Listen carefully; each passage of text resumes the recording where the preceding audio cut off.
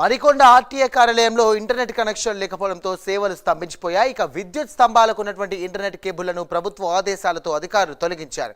దీంతో RTA కార్యాలయంలోకి internet సమస్య ఏర్పడింది. ఫలితంగా ప్రభుత్వ సేవలకు అంతరాయం ఏర్పడింది. రేపటి నుంచి ఇంటర్నెట్ సేవలను పునరుద్ధరించే అవకాశం ఉన్నట్టుగా తెలుస్తోంది.